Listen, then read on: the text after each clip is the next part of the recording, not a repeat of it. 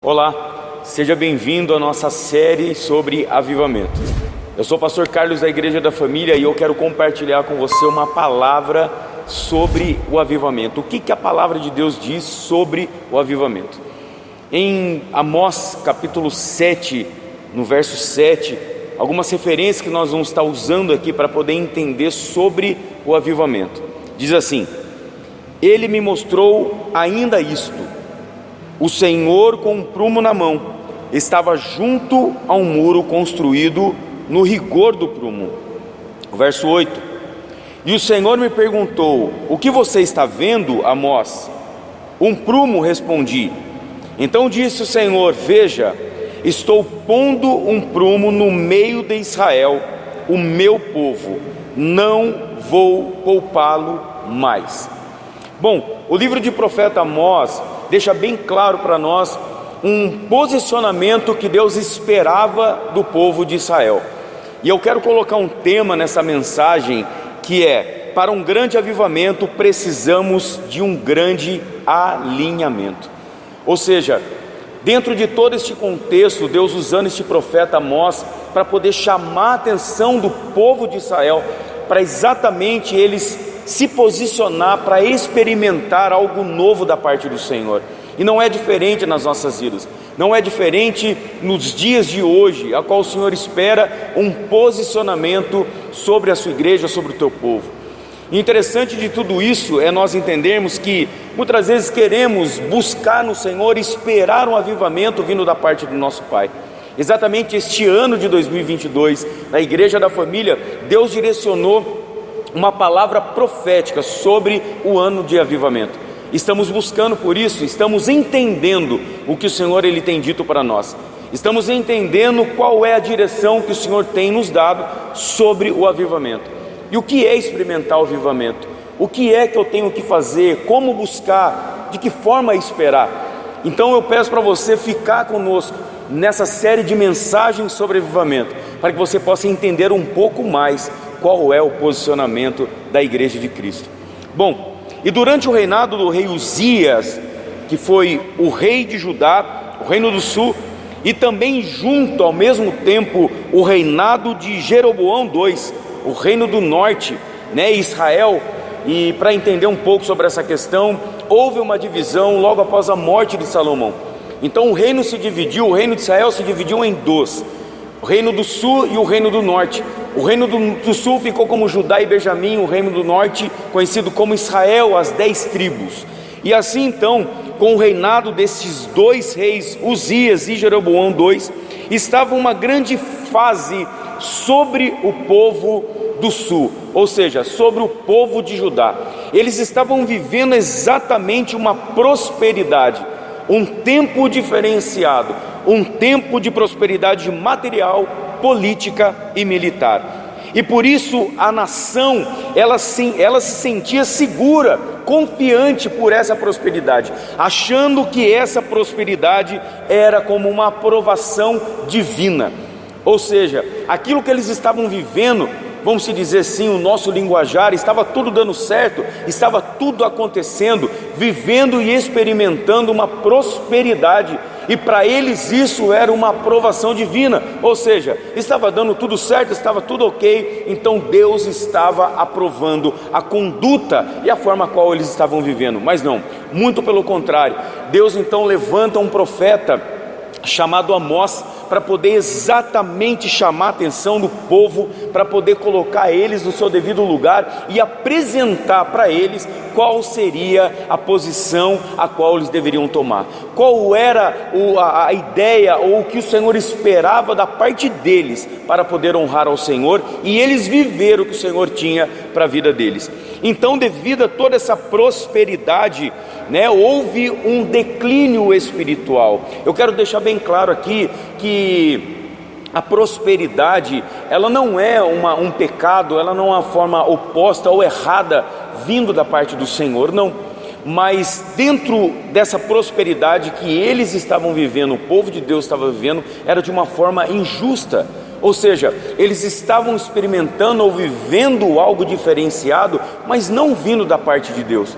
mas sim usando de uma forma injusta, uma autoridade, um abuso de autoridade, e assim eles experimentando aquilo, e por tudo estar dando certo, eles achavam que aquilo seria uma aprovação do nosso Senhor. E devido a essa falsa prosperidade que eles estavam vivendo, veio então um grande declínio espiritual. Então veio junto a idolatria, o paganismo, a imoralidade, a corrupção e a injustiça.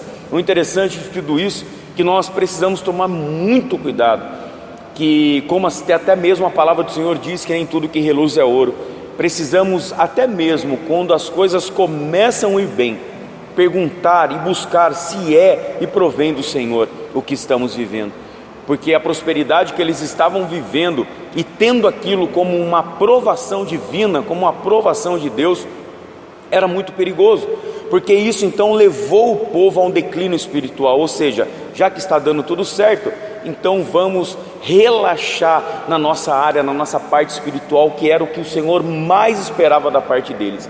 E assim então junto veio toda a idolatria, toda a conduta de imoralidade.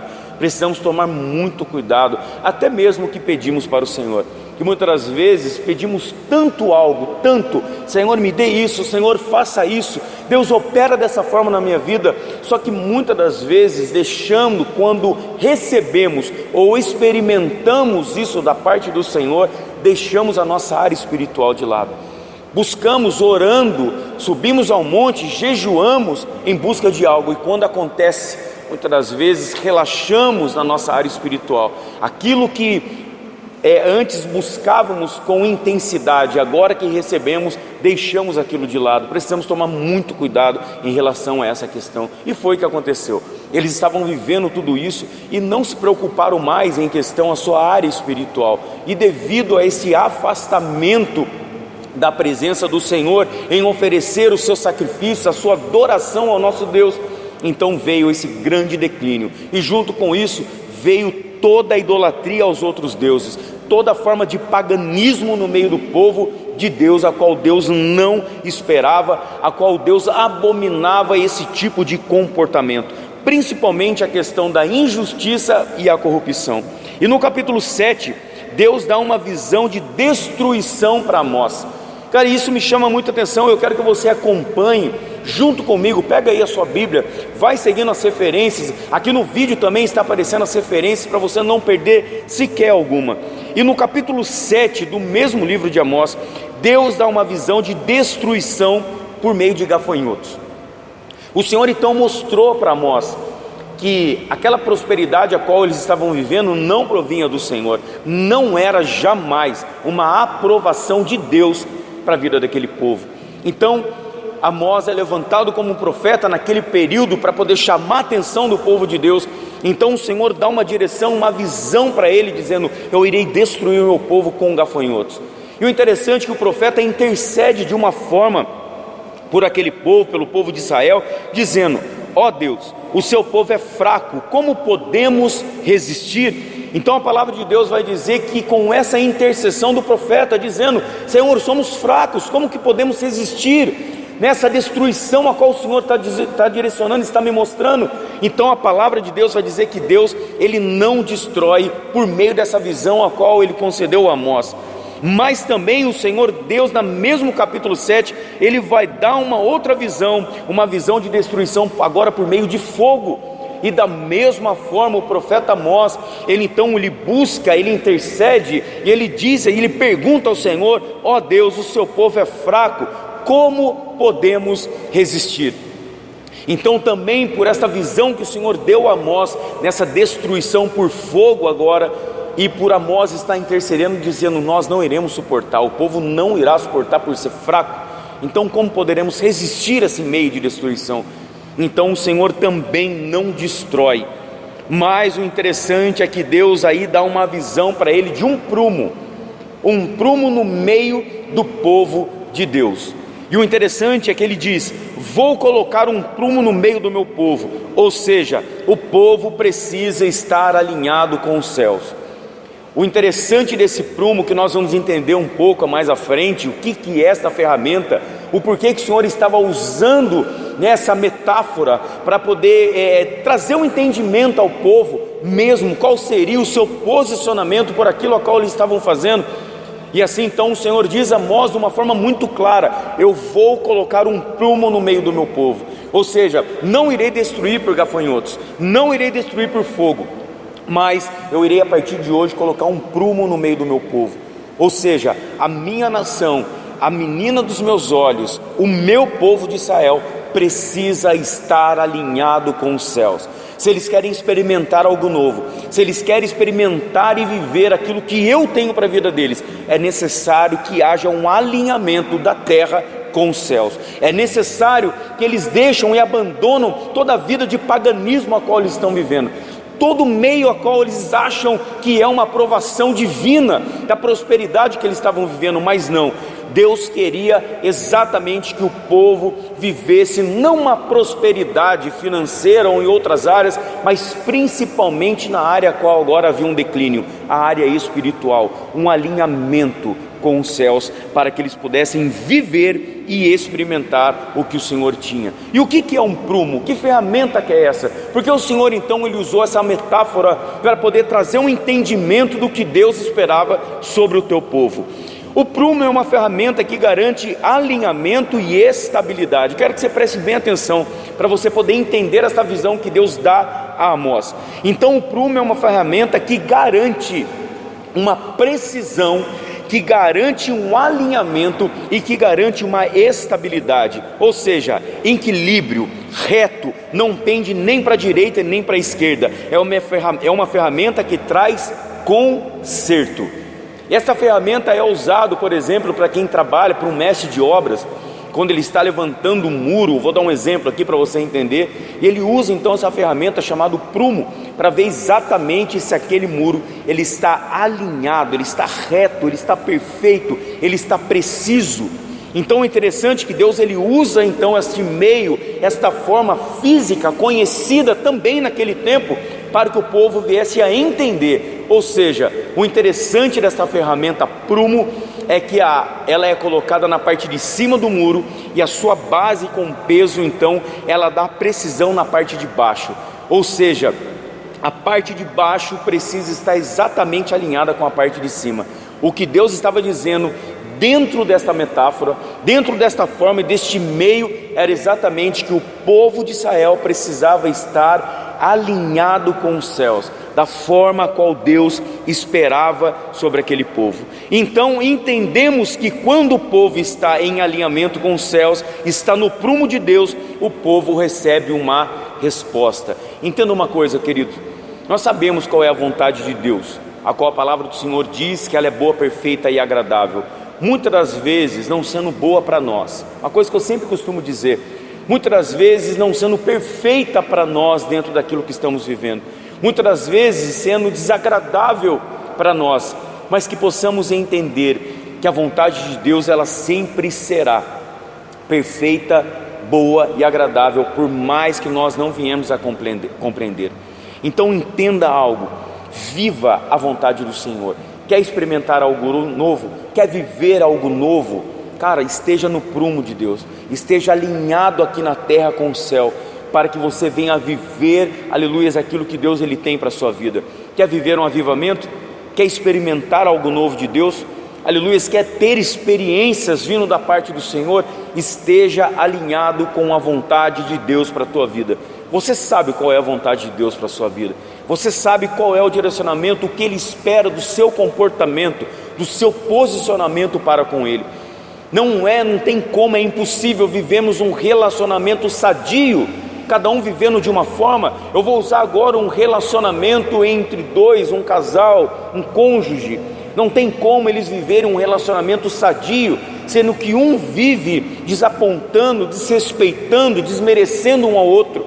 É impossível ter um relacionamento sadio desta forma, e com Deus não é diferente, porque relacionamento é recíproco. Da mesma forma que o Senhor ele nos ama, e nós sabemos disso, é muito fácil nós erguermos a nossa mão e dizer: o Senhor ele me ama, mas como é o meu amor por Ele? É muito fácil nós abrirmos a nossa boca e dizer: Deus ele é fiel, mas será que Ele pode dizer o mesmo de mim? Será que Ele pode dizer o mesmo de você, que você também é fiel? A Bíblia diz muito claro que nós somos a noiva de Cristo, e Ele o noivo. como podemos nos relacionarmos, sendo que não podemos ou não queremos, escolhemos em não viver um alinhamento dentro deste relacionamento, escolhemos viver outras coisas, experimentar os nossos impulsos, as nossas vontades, os nossos desejos. Como que poderemos ou queremos buscar no Senhor um avivamento ou experimentar algo novo, sendo que não queremos nos alinhar com Ele? E a vontade de Deus para mim, para a tua vida, ela é boa, ela é perfeita e ela é agradável.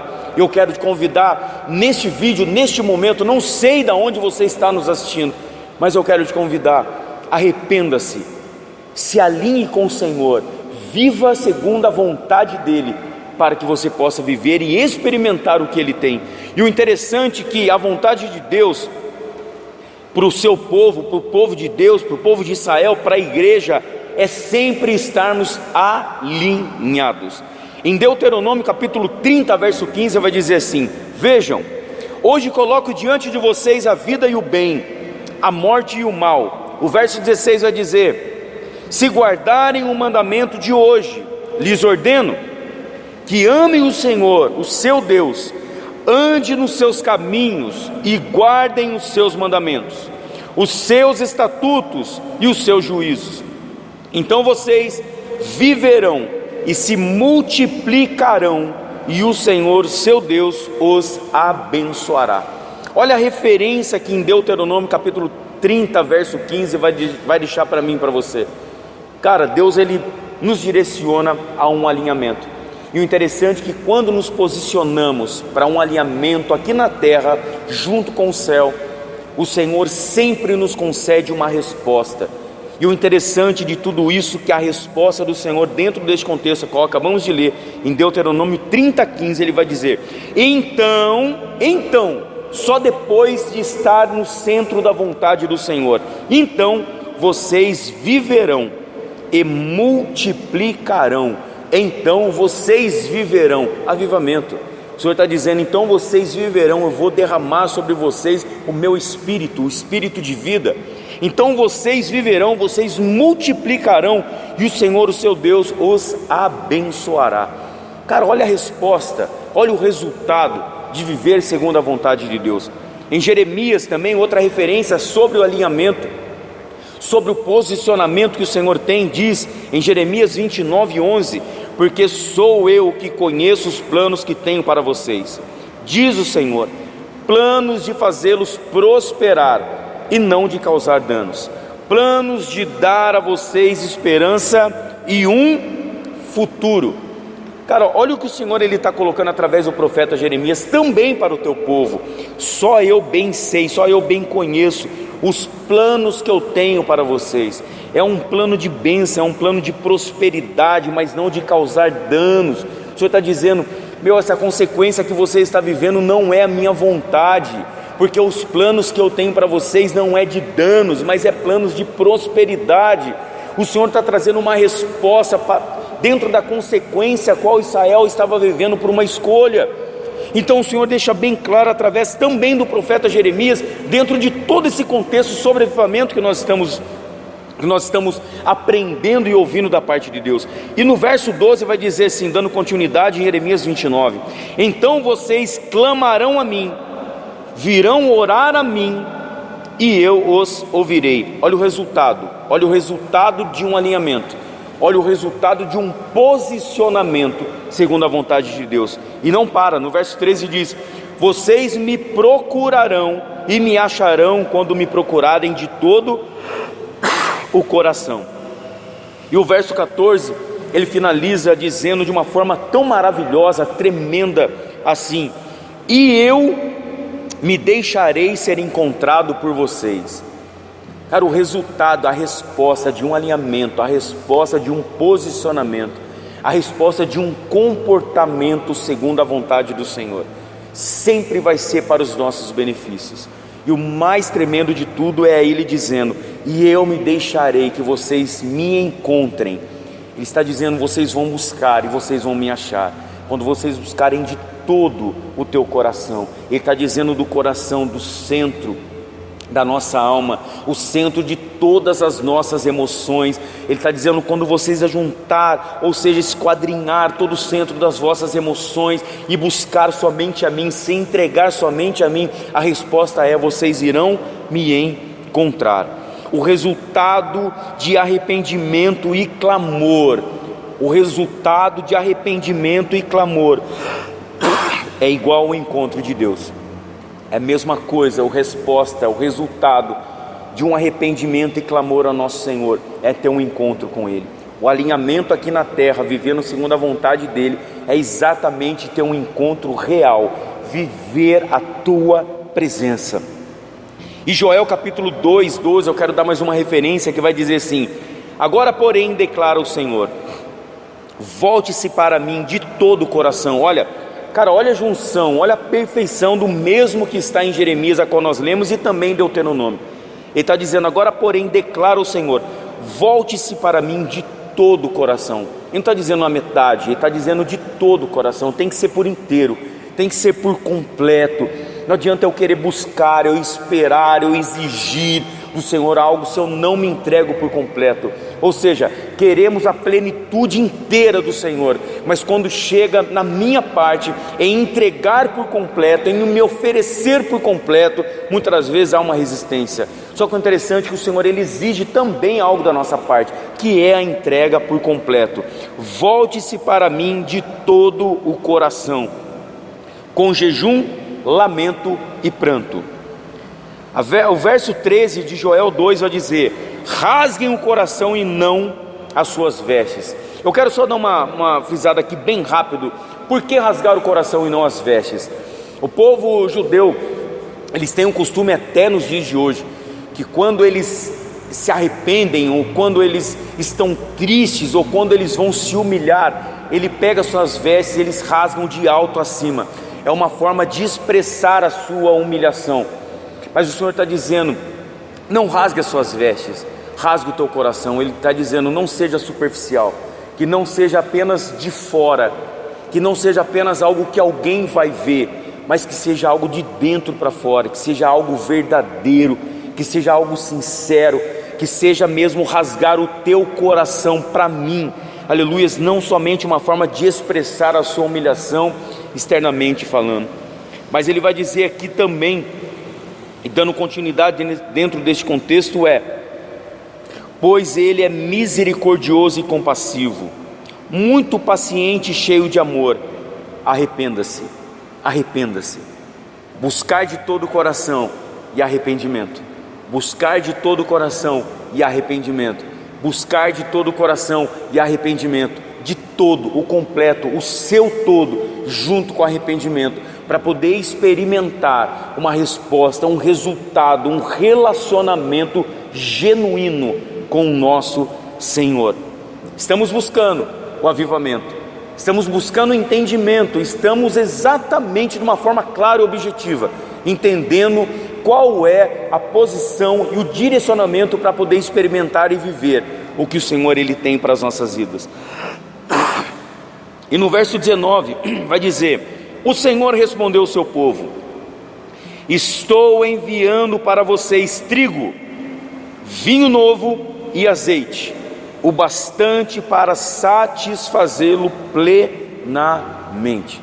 Ou seja, o Senhor, através desse contexto de Joel que nós estamos lendo agora, a qual as referências que foi dada, como Deuteronômio 30:15, Jeremias 29:11 e Joel capítulo 2:12, sempre o posicionamento e direcionamento de Deus para o teu povo é o mesmo, de todo o coração com arrependimento, de todo o coração com arrependimento, e sempre o resultado e a resposta será essa, que o Senhor Ele enviará o bastante, aleluias, o trigo, o vinho novo e o azeite. O Senhor está dizendo, me busque de todo o teu coração com arrependimento, que eu envio a vós o que pedes, o que necessita, o que tem buscado. Então a resposta do Senhor para o ano que estamos vivendo, um ano profético de avivamento, busque de todo o teu coração com arrependimento, que o Senhor envia a nós de uma forma grandiosa e poderosa e plena o seu Espírito. O interessante é que a palavra do Senhor, ela vai dizer de uma forma clara: vale muito mais um dia nos teus átrios do que 1000 em qualquer outro lugar. Não há nada neste mundo que pode se comparar ou substituir a presença do Espírito Santo de Deus sobre as nossas vidas. Então, quando buscamos avivamento, buscamos o teu Espírito com intensidade, de uma forma mesmo plena, de uma forma grandiosa.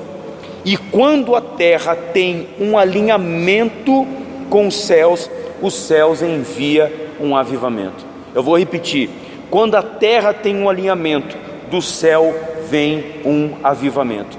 Então, quando nós entendemos qual é o nosso posicionamento, não é somente cruzar o braço, não é somente a oração, porque a oração, ela tem um significado muito profundo. Se você pegar a palavra oração e você dividir ela no meio, vai ter 2 significados: orar e ação.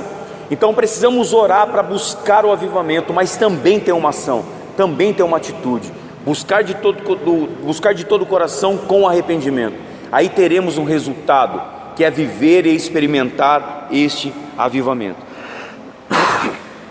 E a resposta que precisamos para este ano de 2022, talvez não seja um ano que você tem buscado, talvez não seja uma resposta, talvez não seja um tema que você tem buscado, a tua igreja ou você, enfim, no Senhor, mas um ano profético de 2022, que é o avivamento. A busca começa na terra e o avivamento vem do céu. Então já entendemos com algumas referências dentro de todo este contexto do posicionamento que o povo de Israel deveria tomar.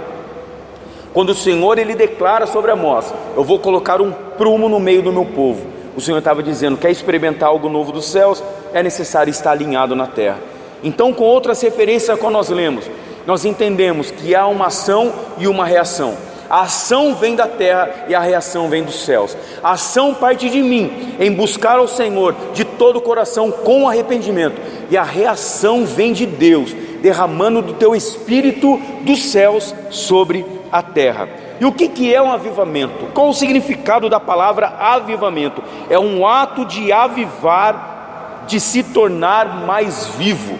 Ou seja, quando falamos de avivamento, um ano de avivamento, esse ano profético, dentro dessa palavra sobre avivamento, é exatamente um ato de avivar e se tornar algo mais vivo. Olha que maravilhoso! Ou seja, mais ativo. Avivamento é se tornar mais ativo, mais intenso, com mais sede, com mais fome, com mais desejo do Senhor. Sabe qual é o interessante disso, que eu achei tremendo, e eu faço questão de compartilhar com você? É que sabe qual é o sinônimo de avivamento? O sinônimo de avivamento é afinação. Ou seja, o sinônimo de avivamento é afinação. Um exemplo, quando um músico, ele vai afinar o teu instrumento, né? Com aquele instrumento a qual ele tem, pode apertar ou afrouxar, até que aquela corda ela chega numa afinação precisa, perfeita, para que possa dar bons sons. É da mesma forma. Então o avivamento é trazer uma afinação para o povo de Deus, é trazer uma afinação, uma precisão, para que a nossa adoração chegue como cheiro suave nas narinas do Senhor. O que causa um avivamento? Buscamos o avivamento, estamos num ano profético de avivamento, mas o que é que causa? Qual que é o resultado de um avivamento? É barulho? Não. O que é um resultado de avivamento? É encher a igreja? Não. Qual é o resultado de um avivamento? É transformação de caráter.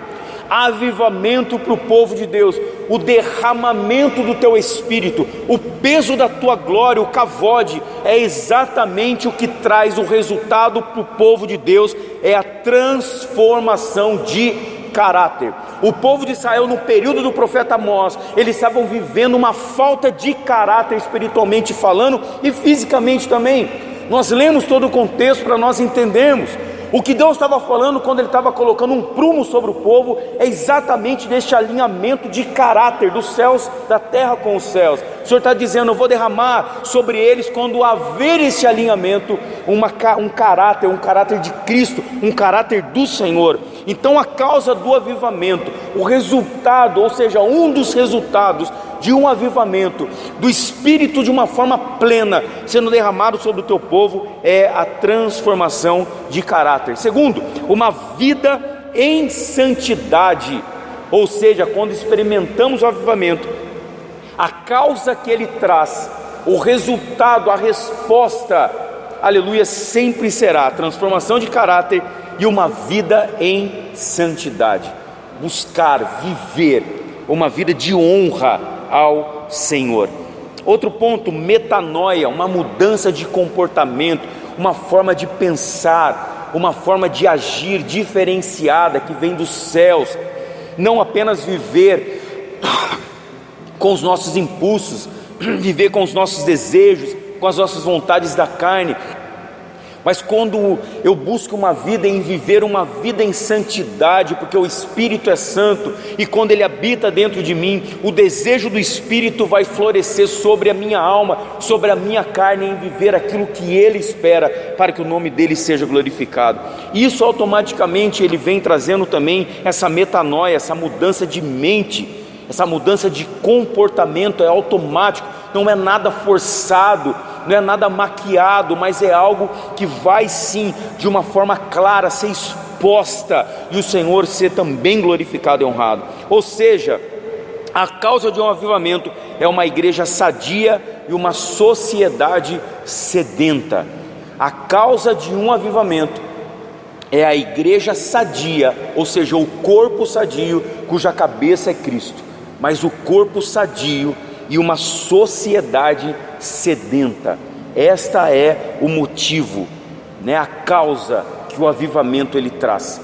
Quando buscamos um avivamento no Senhor, nos alinhando com os céus, vivendo a vontade plena do nosso Senhor, o resultado e a causa sempre será essa.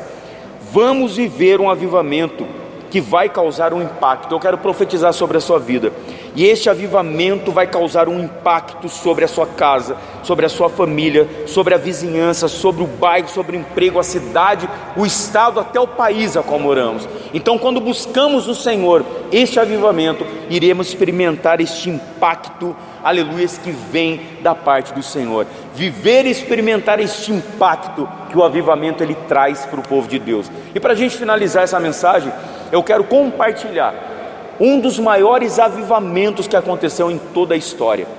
Exatamente há 117 anos atrás, em 1904, num país chamado Gales, havia um jovem de 13 anos, chamado Evan Roberts, que ele começou a buscar um avivamento no Senhor. Ele queria viver e experimentar algo novo, mas o interessante é que este tão jovem, com 13 anos, ele tinha dois propósitos nas suas orações. O primeiro deles era: aviva, ó Senhor, em mim a tua obra, ou seja, transforma primeiro o meu caráter, me transforma primeiro, aviva-me primeiro, Senhor, para que daí o Senhor venha avivar o meu país. O desejo dele não era somente a tua família, a tua igreja, mas o desejo de avivamento que ele, esse jovem, queria experimentar, era primeiramente na tua vida e depois no teu país. E o interessante disso, quero contar rapidamente para você, que essa história, este contexto todo, o irmão de Evan Robert, morava junto com ele, dormia no mesmo quarto, e do período deste processo de busca intensa ao Senhor, em busca deste avivamento, ele vai dizer que nas madrugadas a qual Evan Robert, ele dobrava o teu joelho para orar dentro do teu quarto, o quarto chegava a estremecer, de uma forma literal. Então a busca, o desejo, a sede, a fome que Evan tinha para este avivamento era tremendo. E o interessante é que não foi simplesmente uma oração e uma busca de uma semana a um mês. Esta busca intensiva para este avivamento durou 13 anos. E quando ele completou 26 anos, 13 anos orando, 13 anos buscando avivamento no Senhor, ele experimentou de uma forma tremenda esta busca para este grande avivamento. E esse avivamento que aconteceu no país de Gales durou pouco tempo, não foi coisas de anos, mas durou um pouco mais que um ano. Mas assim, o interessante de tudo isso é que Alguns meses após o início do avivamento, mais de 100 mil almas já estavam se rendendo ao Senhor.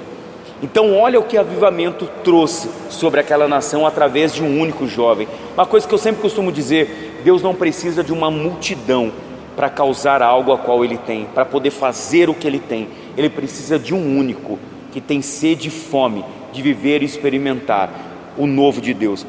E o interessante disso é que o maior impacto, o efeito imediato deste grande avivamento, um dos maiores avivamentos da história, foi que o impacto não somente foi na igreja, mas sim em toda a sociedade. O assunto nos trabalhos era sobre arrependimento e conversão. Olha que interessante, o avivamento estava se alastrando em todo o país de Gales, e agora exatamente o assunto nos lugares, o assunto aos quatro cantos daquele país, era exatamente sobre arrependimento e conversão. Os bares foram esvaziando, a criminalidade diminuindo, e também a inadimplência diminuindo. Os tribunais de justiça, não havia mais causas para serem julgadas, e famílias também transformadas. Ou seja, o que mais chama atenção no término dessa grande história, desse grande contexto todo que aconteceu em 1904 no país de Gales, foi exatamente que não houve curas e nem milagres, mas sim transformação de caráter. O interessante disso é que esse livro, essa história conta e frisa de uma forma muito clara: não houve curas e nem milagres, mas houve transformação de caráter para todo aquele país. E tem um testemunho também de uma senhora de 80 anos que se converteu quando jovem neste avivamento. E ela diz assim em uma das suas entrevistas que a chama que acendeu o coração dela nunca mais se apagou. Ou seja, o período de avivamento, que durou um pouco mais de um ano, trouxe um resultado por muitos anos.